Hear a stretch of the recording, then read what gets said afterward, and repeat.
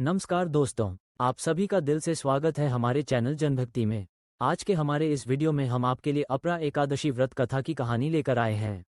एक समय की बात है, युधिष्ठिर महाराज भगवान श्री कृष्ण से पूछने लगे, हे माधव, ज्येष्ठ मास के कृष्ण पक्ष में आने वाली एकादशी का क्या नाम है तथा इसका क्या महत्व है, मुझे विस्तार पूर्वक बताइए। हे युधिष्ठिर, आपने जन कल्याण के लिए बहुत ही उपयोगी प्रश्न पूछा है। ज्येष्ठ मास के कृष्ण पक्ष में आने वाली एकादशी का नाम अपरा एकादशी है। यह एकादशी प्रेत योनि में गई हुई जीवात्मा को मुक्ति प्रदान करती है, इसलिए इस एकादशी के दिन अपने पूर्वजों का ध्यान करते हुए व्रत का पालन करना चाहिए। पुरातन समय में महिध्वज नाम का एक महान राजा राज्य करता था। वह बहुत ही धर्मात्मा था। उसके राज्य में प्रजा सुखपूर्वक निवास कर रही थी। उनका छोटा भाई वज्रध्वज अत्यंत क्रूर और अनन्या था। राजा महिध्वज की लोकप्रियता से वह बहुत चिढ़ता था और देश के कारण एक दिन उसने ऐसा कुकर्म किया जिसकी कल्पना भी असंभव है। रात के समय वह महल में गया और उसने अपने भाई महिध्वज की हत्या कर दी और उसके शव को बेरहमी से नगर के बाहर एक पीपल के पेड़ के नीचे गाड़ दिया। इस प्रकार राजा महिध्वज की अकाल मृत्यु होने के कारण राजा को प्रेत योनि प्राप्त हुई और उसी पेड़ पर रहते हुए और वह आने जाने वालों को परेशान करने लगा, इधर उधर भटकने लगा। एक समय ईश्वर की इच्छा से महान ऋषि धम्य उसी पीपल के पास से गुजर रहे थे। तब उन्हें उस प्रेत के होने का आभास हुआ। अपने तपोबल से उन्होंने उस प्रेत को देखा और यह भी जान लिया कि उसकी ये दुर्दशा कैसे हुई थी। उदार मन वाले ऋषि ने प्रेत की योनि में रहने वाले राजा को पेड़ से नीचे उतारा और उन्हें परलोक विद्या का दान दिया। करुणा से वशीभूत होकर ऋषि ने राजा को प्रेत योनि से मुक्ति प्रदान करने